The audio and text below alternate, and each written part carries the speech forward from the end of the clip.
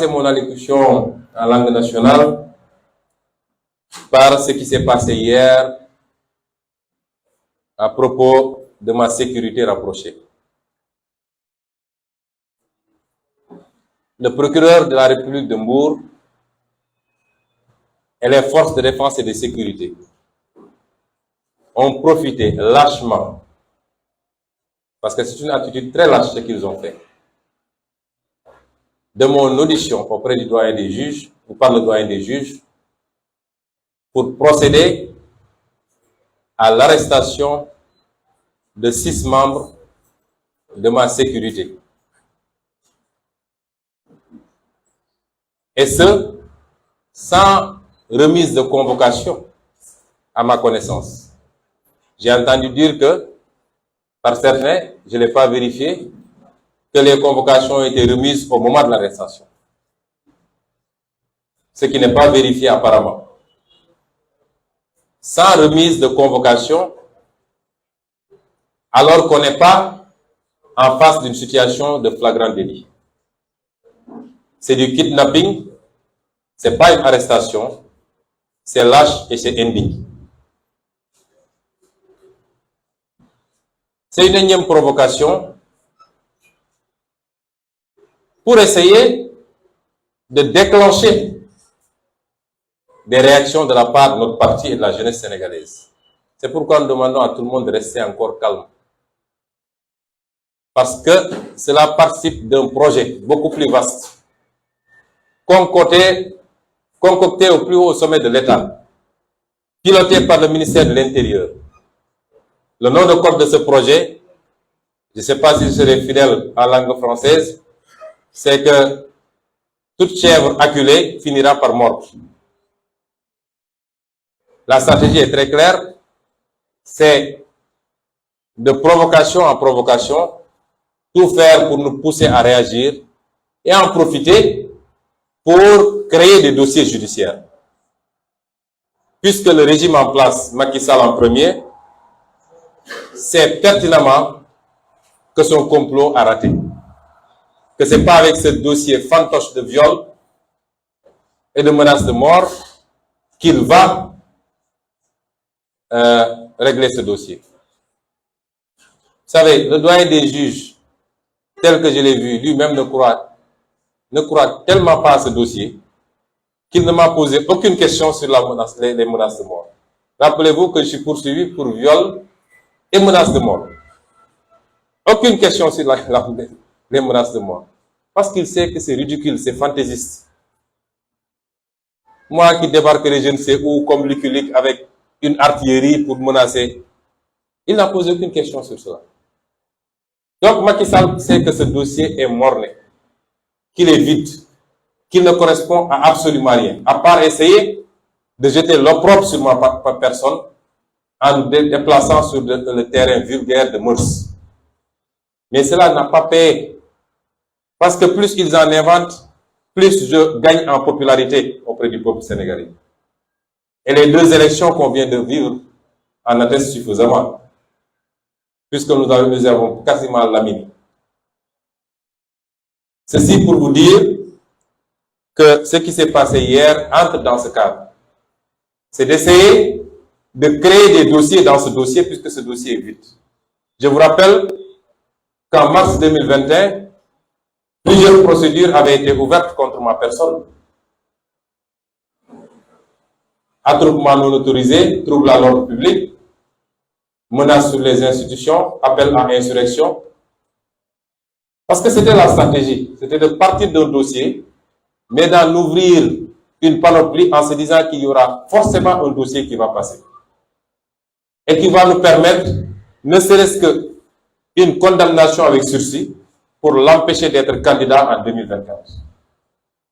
Eh bien, je dis à M. Macky Sall qu'il perd son temps, lui et sa justice. Ceux qui ont été arrêtés sont les membres les plus rapprochés de ma sécurité rapprochée. C'est ceux qui ne me quittent quasiment jamais, quelle que soit la situation. Vous pouvez visionner toutes les images, vous verrez qu'ils sont toujours avec moi. Ces messieurs n'ont participé à aucun affrontement. Ils n'ont participé à aucun risque et c'est à tort qu'ils ont été arrêtés. Sans identification ni preuve. Le procureur qui s'est transformé, lui, en juge, a même décrété leur culpabilité hier. Et vous venez prendre des gens qui sont ciblés depuis longtemps. Limousine, Momo, Petit Lamine, Boy, Diaw, tout le monde sait que depuis longtemps ils sont ciblés. Ils sont sur les tablettes des forces de défense et de sécurité. Ils sont surveillés, ils sont filés du matin au soir. Nous le savons tous. Et ils ont profité de ça pour venir les cueillir, les mettre dans une pièce, appeler les plaignants pour dire, dites que c'est eux. Dites que vous les avez identifiés. Ils n'ont participé à absolument rien. Et ce qui s'est passé à Kiki relève de la légitime défense. Parce que nous avons été une énième fois attaqués. Nous, on fait une tournée pour aller à la rencontre des populations. Nous n'allons agresser personne. Et nous avons fait des dizaines et des dizaines de villages dans le département de Mbour. C'était l'avant-dernier village de notre tournée. L'avant-dernier village. On n'a jamais eu de problème. Jamais. Et là-bas, c'était planifié par une dame qui se trouve être de l'APR et travaille à la présidence de la République, qui a planifié une attaque en règle et nous n'accepterons jamais de nous laisser taper dessus, de nous laisser jeter des cailloux sans réagir. Mais le plus gros de la réaction, je vais vous le dire, c'est les militants de la localité. Ce n'était pas ma sécurité parce que ma sécurité était autour de moi. Quand il y a des problèmes, la sécurité fait bloc autour de ma personne. Et moi-même, de là où j'étais, je n'entendais les bruits que de très loin. Ce qui fait qu'on a poursuivi tranquillement les discussions que nous entretenions avec les populations. C'est à la fin qu'on m'a rapporté ce qui se passait de l'autre côté. Et beaucoup de membres de cette sécurité-là étaient autour de moi. Ils n'étaient pas mêlés à ça. Je rappelle que nous avons plus de militants que dans cette zone comme presque partout au Sénégal maintenant. Parce que nous avons gagné Tiki largement lors de ces élections législatives. Nous avons gagné toute la commune de Dias. Et partout où nous allons, c'est d'abord nos militants et nos jeunes qui viennent nous accueillir et qui font bouclier. Et je veux rassurer Macky Sall et Antoine Diome qu'ils ne pourront jamais décimer ma sécurité. Ma sécurité, ce n'est pas seulement ce que vous voyez là. Et vous voyez que je suis bien encadré. Mais ma sécurité, c'est des milliers, voire des millions de jeunes Sénégalais. C'est ça ma sécurité. Je veux les rassurer également qu'ils ne pourront jamais interrompre ou handicaper la tournée nationale que nous avons démarrée. D'ailleurs, après ce petit répit, nous allons reprendre, s'il plaît à Dieu, la semaine prochaine. Nous ferons les 46 départements du Sénégal. Nous ferons toutes les communes du Sénégal et nous ferons le maximum de villages du Sénégal pour aller rencontrer des Sénégalais. Et ce qu'on a déjà vu dans le département de Mbour est extraordinaire et dépasse toutes nos attentes. C'est ça qui leur fout la frousse que vous voyez actuellement. Parce qu'ils savent qu'on avait déjà conquis toutes les grandes agglomérations, toutes les cités urbaines. Mais ils se rendent compte que nous sommes en train de prendre le monde rural. Et c'est ça qui leur fait peur. Mais je les rassure, ils ne pourront pas arrêter cette tournée. Nous allons continuer le plus tranquillement du monde. Ce que je voulais dire ensuite, c'est par rapport à l'audition qui s'est tenue hier au bureau du doyen des juges. Ce matin, hier soir déjà, mais ce matin également, beaucoup de choses ont été dites sur ce fameux face-à-face. Certaines sont vraies, beaucoup d'autres ne le sont pas. Je veux dire simplement que cette audition aurait pu tenir en 15 minutes. Ce qui dénote du manque de sérieux de ce dossier. Un dossier qui a tenu en haleine le Sénégal depuis 18 mois. Un dossier qui a provoqué le chaos dans ce pays comme il n'en a jamais connu. Un dossier qui a coûté énormément au Sénégal en pertes en vies humaines en biens matériels, en intégrité physique. Un tel dossier. Et tout le monde retenait son souffle et attendait ce fameux face-à-face entre Ousmane Sonko et le juge. Monsieur le juge, monsieur le doyen des juges ne m'a posé que 3 questions. 3. Pour vous dire vrai, en quittant ma maison, mon épouse m'avait demandé s'il fallait préparer le repas pour nous. Je lui ai dit non, je ne pense pas qu'on reviendra avant minuit. Cette audience aurait pu durer 15 minutes puisque le doyen des juges ne nous a posé que 3 questions, j'y reviendrai. Elle a finalement duré beaucoup plus longtemps parce que j'ai pris le temps de développer mes arguments et de démontrer le complot dont je suis victime au doyen des juges. Donc, au moins sur 1h30 minutes, c'est moi seul qui ai développé et qui ai présenté au doyen des juges mes arguments. Le doyen des juges m'a posé 3 questions. J'y reviendrai dans la deuxième partie. Mais j'ai démontré au doyen des juges en quoi ce dossier était un complot. Et je lui ai cité les acteurs du complot. La liste n'est pas limitative. Parce que si le doyen des juges daignait creuser encore un peu, ce dossier le mènerait tout droit vers Macky Sall. Tout droit vers Macky Sall. S'il a le courage d'aller aussi loin. Les acteurs du complot, c'est d'abord l'ancien procureur de la République, Serigne Bassirou Gueye. J'ai du mal même à mettre le mot procureur parce qu'un procureur, la dignité d'un procureur ne doit pas permettre certaines choses. C'est ensuite son bras exécutant, le commandant Abdou Mbengue, qui était le chef de la section de recherche en ce moment. C'est ensuite l'actuel commandant de la gendarmerie nationale et directeur de la justice militaire, M. Moussa Fall, le général Moussa Fall.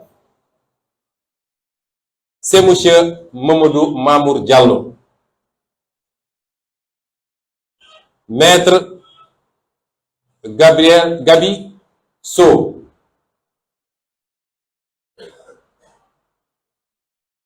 Son nom me revient, maître Pape Samba So, dit Gabi. Maître Pape Samba So, dit Gabi, avocat. Maître Dior Diagne, épouse du ministre de l'Intérieur Antoine Diome, d'après ce qu'on m'a dit, elle aussi avocate. Et j'ai expliqué, au-delà de ce qui existe déjà dans le dossier, parce que le dossier est à 200% à décharge pour moi. Il ne comporte aucun élément et aucune preuve attestant d'un viol ou d'une menace de mort. Aucun. J'ai dit au doyen des juges, si vous avez des éléments à charge, mettez-les sur la table. C'est le moment. Il y a une accusatrice. Je suis inculpé depuis 18 mois.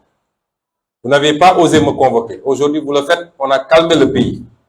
Et je suis venu tranquillement vous voir. Ce à quoi je m'attends, c'est que vous me disiez, M. Sonko,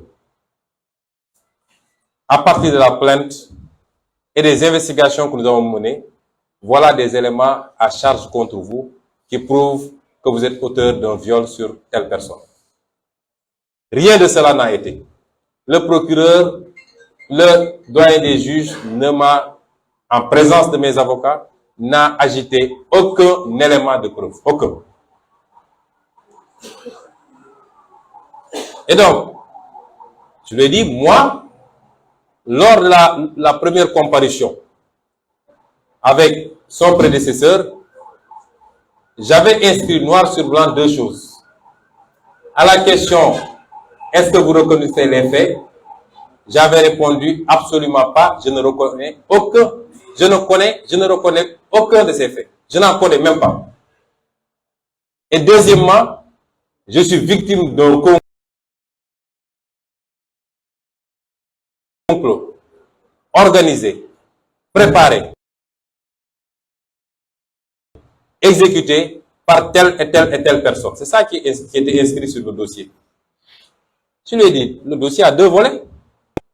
Volet accusation, volet contre-accusation. Que chacun apporte ses preuves. Et puisque vous êtes incapable de me montrer, ne serait-ce que le début d'une preuve, moi, je vais vous donner mes preuves.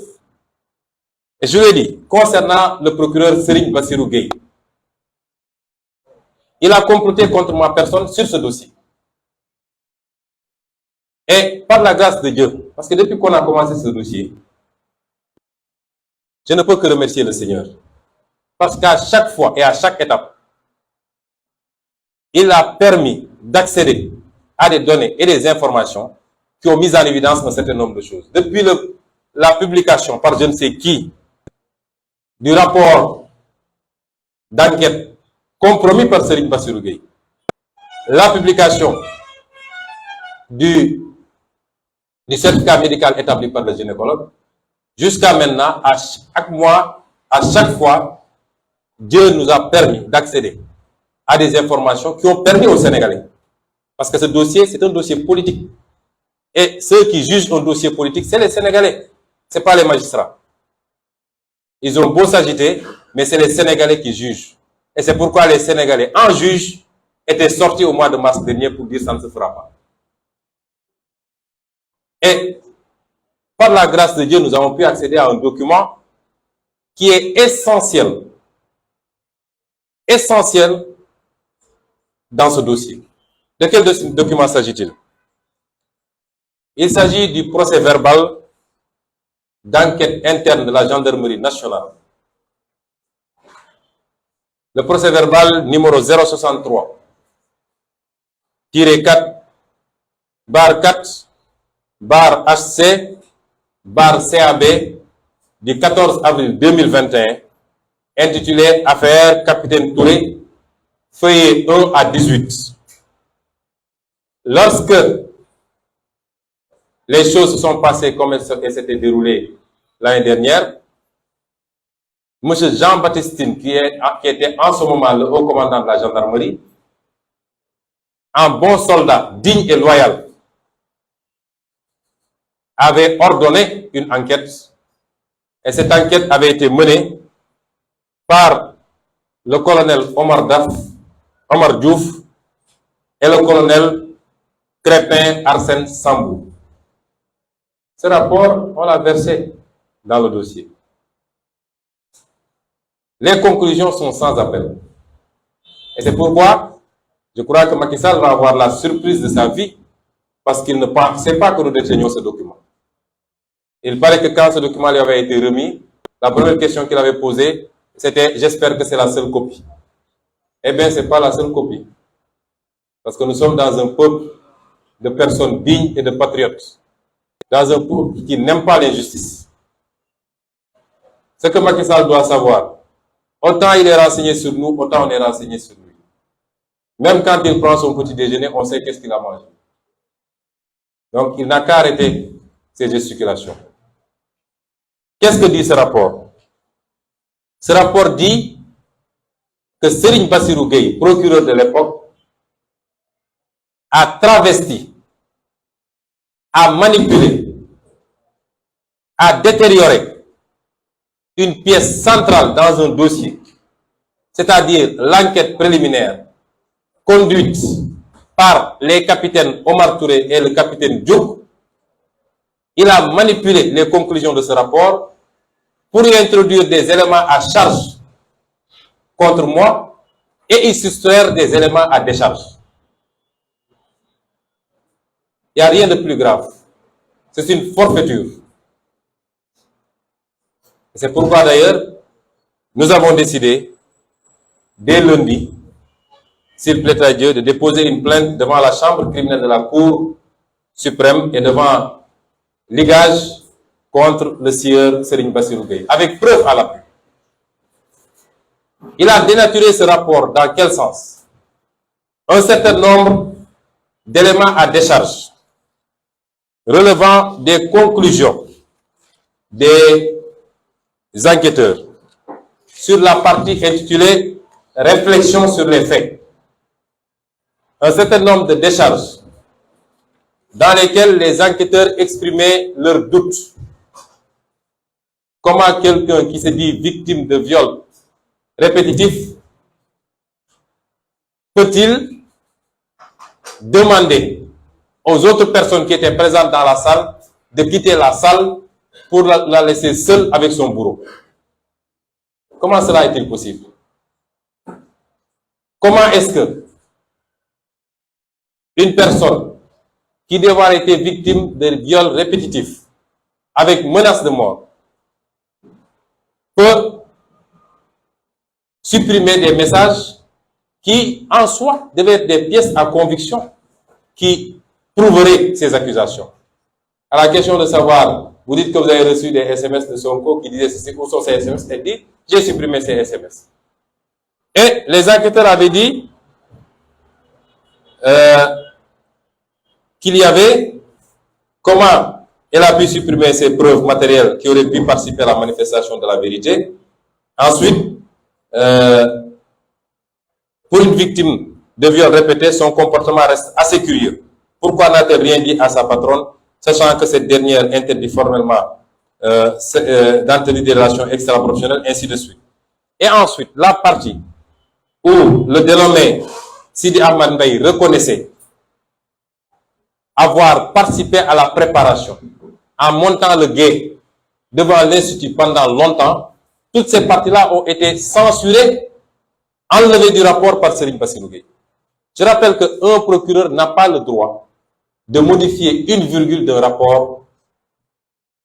Il est certes le maître des poursuites, mais l'enquête dépend exclusivement des enquêteurs. Il n'a pas le droit de le modifier, de le censurer. Mais le plus grave, après avoir enlevé des éléments à décharge, le procureur a introduit dans le rapport final des éléments, de faux éléments à charge. Il est allé chercher des images qui peuvent choquer les bonnes mœurs. Des images attentatoires à la pudeur. Et l'objectif, c'était d'atteindre la propriétaire de l'Institut, l'accuser de proxénétisme et pouvoir par ailleurs atteindre Sonko. Et c'est pourquoi il est allé sur Internet, où il est allé puiser énormément d'images obscènes que vous voyez là. Toutes ces images-là, c'est Serigne Bassirou Gueye qui les a introduites dans le dossier alors qu'elles n'ont absolument pas de rapport avec l'Institut. Et ça ressort du document.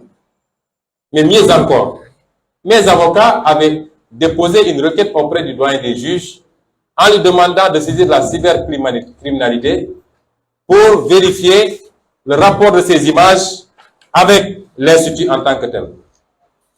Quand les résultats sont sortis, quand la cybercriminalité a fait ses investigations, il est apparu que ces images n'avaient aucun lien, ni de près ni de loin, avec l'Institut de Mme Ndeye Khady Ndiaye. Ça, c'est très grave ce que Bassirou Gueye a fait. Ce monsieur est un criminel. Et c'est pourquoi j'ai déposé une plainte. Parce que ses agissements, son complot, son acharnement à charger un homme politique ont coûté la vie à 14 jeunes Sénégalais. C'est très grave ce que Bassirou Gueye a fait. Le deuxième impliqué dans ce complot, c'est le commandant Abdou Mbeng. Parce que tout ce qui s'est fait, c'est à Abdou Mbeng que le procureur Bassirou Gueye donnait des instructions pour lui dire enlève ceci, mais cela en dehors de toute participation des enquêteurs eux-mêmes. C'est cela que le capitaine Touré a dénoncé. Cet homme est un homme digne. Je n'ai aucun lien, je le dis. Jusqu'au jour où le capitaine Touré est venu me remettre une convocation chez moi, je n'avais jamais vu ni entendu le nom du capitaine Touré. Je n'avais jamais vu l'homme, je n'avais jamais entendu son nom. Et depuis ce jour, jusqu'au moment où je vous parle, je n'ai jamais vu cet homme. Il y a des Sénégalais extrêmement dignes et qui nous rendent fiers, qui doivent nous rendre fiers tous tant que nous sommes. Parce qu'il a vécu des pressions.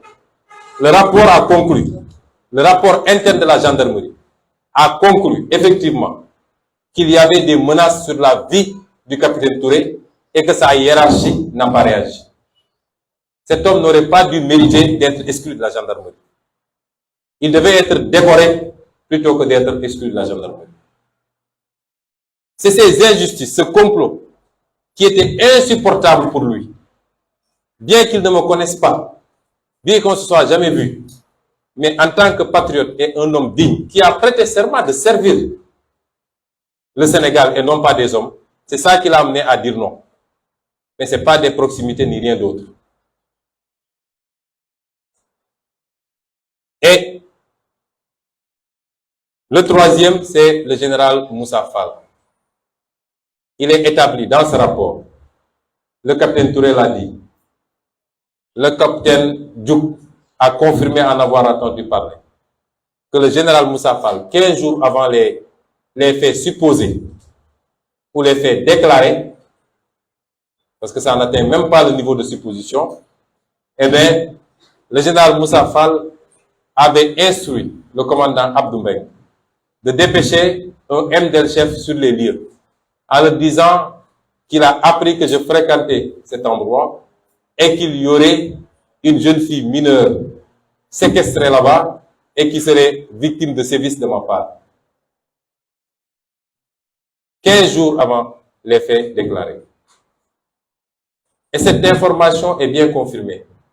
Parce que pendant les 6 jours de ma détention à la section de recherche, entre le 3 et le 8 mars, un MDL-chef est venu me voir dans la chambre qui me servait de lieu de détention et m'a confirmé. Il m'a dit c'est moi-même qui avait été envoyé là-bas. Et quand je suis allé, je me suis débrouillé même pour entrer. Et quand je suis sorti, j'ai appelé ma hiérarchie pour leur dire que ce que vous dites ne peut pas se faire là-bas.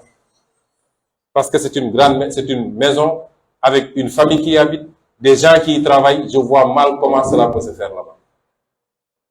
Comment un général de gendarmerie peut se permettre de telles pratiques qui déshonore son grade et son rang? Il est membre à part entière de ce complot.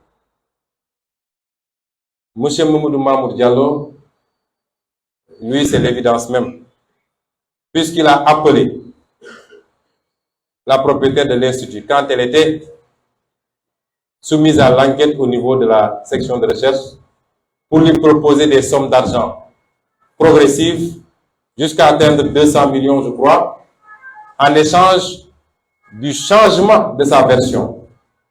Qu'elle accepte de changer sa version pour me charger et pour me désigner.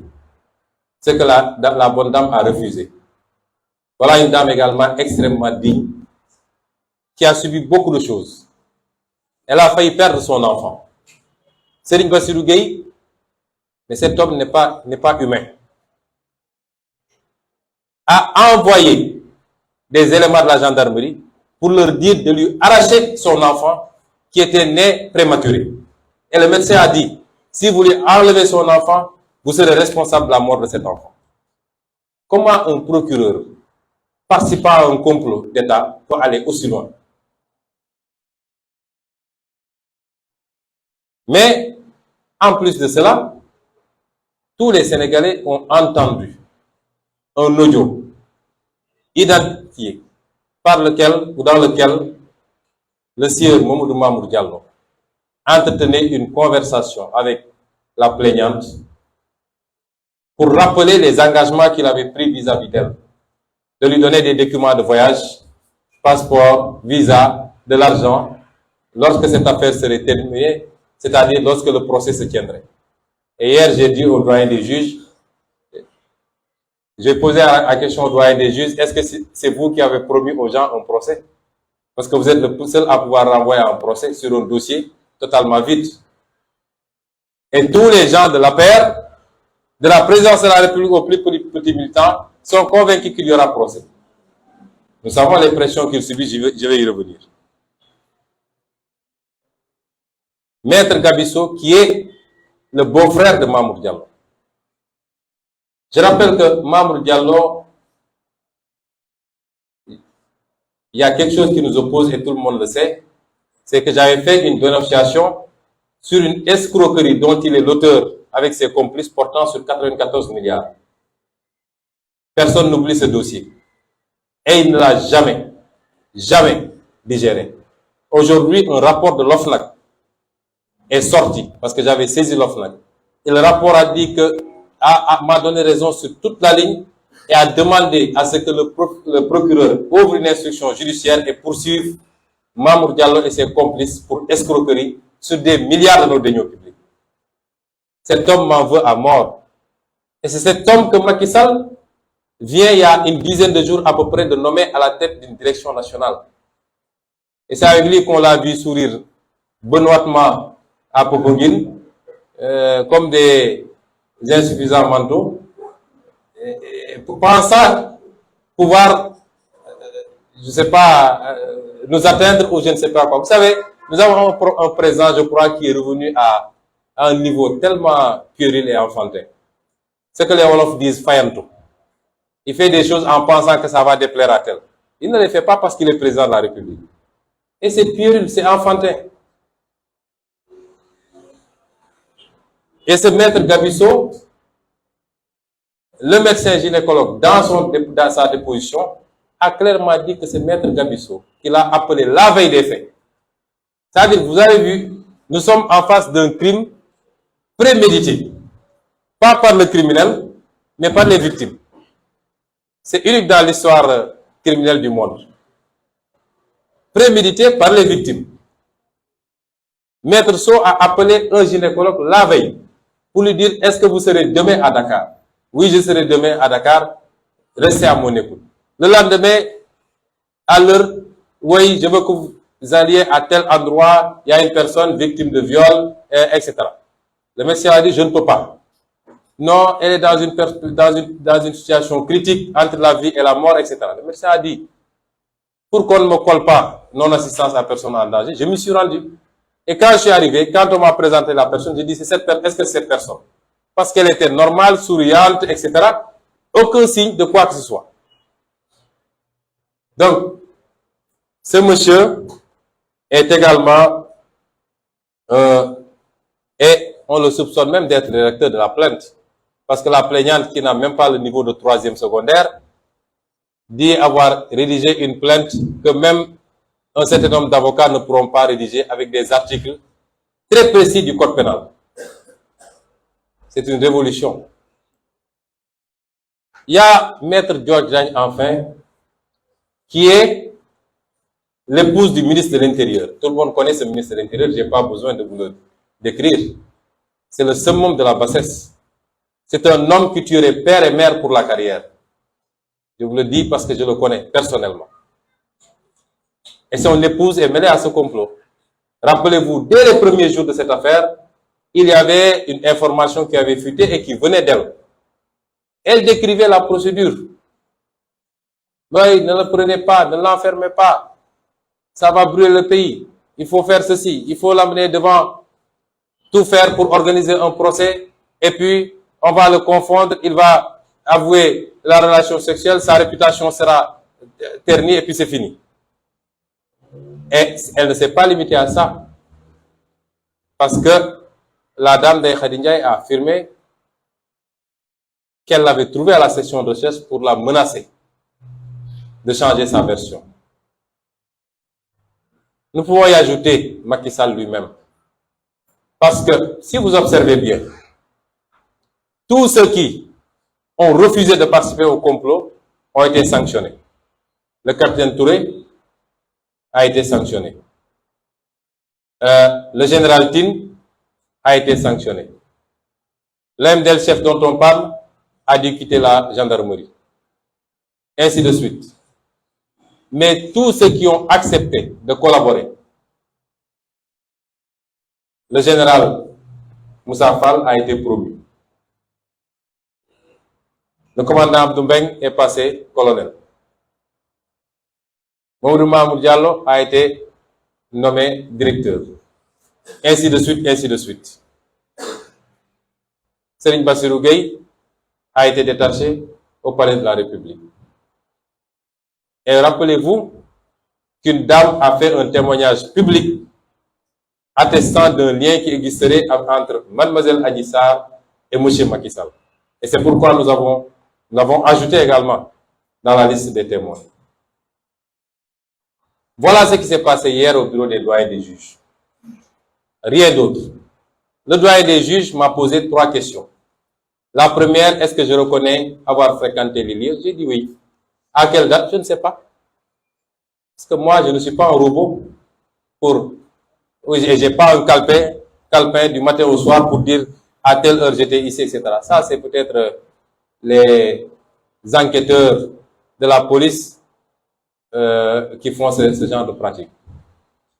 Il m'a dit, est-ce que je reconnais avoir entretenu des relations avec la dame? Je lui ai dit, je ne vous permets pas de me poser de telles questions. Quand un dossier de complot est si manifeste, avec des preuves, et de l'autre côté, vous n'avez aucune preuve, je ne vous permets pas, vu le statut que j'ai, parce que dans 16 mois, j'ambitionne d'être président de la République du Sénégal, je ne vous permets pas, monsieur le juge, de me poser ce genre de questions. Et de surcroît, ce n'est pas à moi de vous donner des preuves. Et troisième question, est-ce que j'accepterai des prélèvements pour un test ADN? J'ai dit, mais vous, est-ce que ça va? Là-dedans, est-ce que ça va? Vous n'avez aucune preuve. Vous ne me mettez absolument rien. Vous voulez que moi, je donne mon sang à des comploteurs. Si vous dites avoir fait des prélèvements, qui les a fait? Qui les a gardés? Le commandant Abdou Mbengue, le procureur Bassirou Gueye. Et vous me dites, moi, de donner mon sang pour qu'on aille comparer avec ce que ces gens-là ont fait. Votre dossier, maintenant, se résume à une histoire de sang. Moi, mon sang, là, Sonko Bankirankoli, vous ne l'aurez jamais. Si le dossier se résume à ça, il est terminé. Que chacun va à ses occupations. Mais je lui ai dit, si vous êtes conséquent avec vous, vous devez poursuivre vos investigations sur la théorie du complot. C'est même plus une théorie, sur la réalité du complot. Et si vous êtes courageux, vous irez loin. Et je lui ai rappelé la jurisprudence du Watergate aux États-Unis, qui a coûté au président Nixon son 2e mandat. Parce que le parti qui était au pouvoir avait comploté contre son opposition, en mettant un système d'écoute au niveau de leur siège et ailleurs.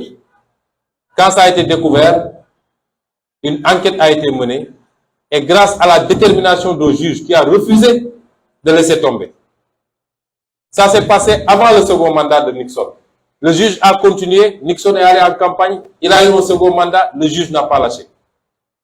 Et il a fallu mettre en place une commission sénatoriale. Cette commission a conclu à la culpabilité de Nixon et à sa destitution.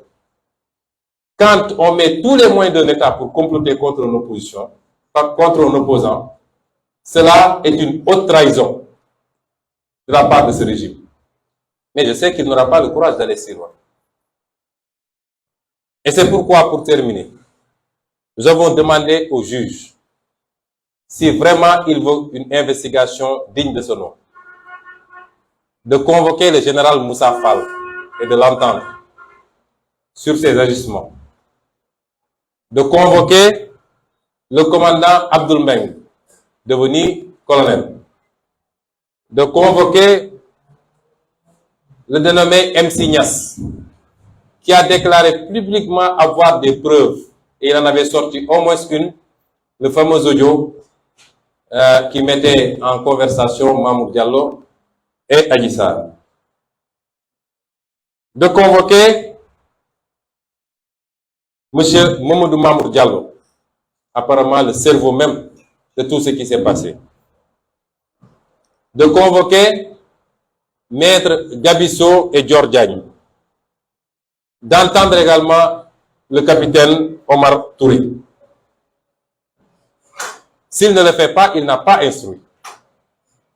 S'il ne le fait pas, il n'a pas instruit ce dossier. Certes, il a posé beaucoup d'actes à décharge, mais nous, on ne peut pas nous endormir. Si la consigne qu'il a reçue de Macky Sall, c'est dans tous les cas de renvoyer à un procès, il peut poser des actes qui donneraient à penser qu'il instruit à décharge. L'important pour eux, c'est qu'on finisse, on parle, on renvoie vers un procès. Et j'ai dit à ce doyen des juges que je n'ai aucune raison de lui faire confiance. Parce que il avait posé des actes sur ce dossier avant qu'il ne lui soit confié. Rappelez-vous qu'au mois de février, dès que cette affaire a éclaté, il avait partagé sur sa page Facebook un article tendancieux à charge contre moi, écrit par un militant de l'APR vivant en France qui se trouve être son parent, son beau-frère même. Comment est-ce qu'on peut faire confiance à un juge qui a posé cet acte déjà? Je lui ai dit, monsieur le juge, nous n'ignorons pas vos liens avec beaucoup de pontes de la République. Nous savons qu'il est très proche d'Aïssata Tall Sall, qui nous avait accusés de tous les noms, qui avait fait des courriers à toutes nos ambassades à l'étranger pour leur demander de me dépeindre en diable. Et c'est elle qui avait sorti le terme de force occulte, dont elle est seule à connaître. Ils sont très proches et le juge Maham Diallo lui a même donné le nom d'une de ses filles. Nous connaissons ses relations avec les Abdoulaye Daouda Diallo, les Farba Ngom. Je ne veux pas parler d'ethnie, ni de Neto Bandung, mais nous connaissons tout. Mais nous savons surtout les pressions qu'il subit, et quelquefois même les menaces. Je lui ai rappelé que son prédécesseur, M. Samba Sall, au dernier jour de gestion de ce dossier au mois de mars, avait confié qu'il avait peur pour sa vie. Mais il avait dit qu'il avait plus peur de l'État que des manifestants. C'est assez significatif. Et il a préféré quitter chez lui pour aller loger chez un avocat en ville. Nous savons que lui-même subit les mêmes pressions. Et qu'il a peur. Il l'aurait avoué à demi-mot. Mais quelle que soit la situation, il doit savoir que le peuple n'acceptera plus certaines choses. Lui comme tous les magistrats. À chaque fois que ce pays a brûlé, c'est parti d'un magistrat ou d'un groupe de magistrats. À chaque fois. N'eût été ça, nous sommes le pays le plus paisible. Que les magistrats disent le droit, rien que le droit. Mais des magistrats qui s'aplatissent devant l'exécutif. Des magistrats qui, même face à l'évidence, suivent au doigt et l'œil ce que l'exécutif leur demande. Et ces magistrats-là qui posent les problèmes. C'est les manipulations de Serigne Bassirou Gueye et autres qui ont coûté 14 morts au Sénégal en 2021. Et cela ne doit plus se reproduire. Et c'est pourquoi nous n'accepterons plus cela. Et cela, je l'ai dit également aux juges, ce ne sont pas des menaces.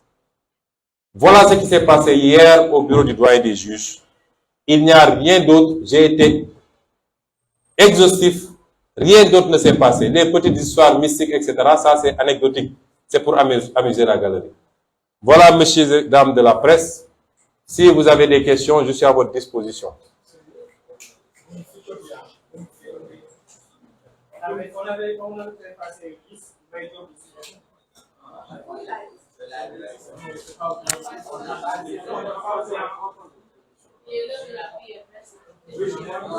Allez-y rapidement. Qui a... Non.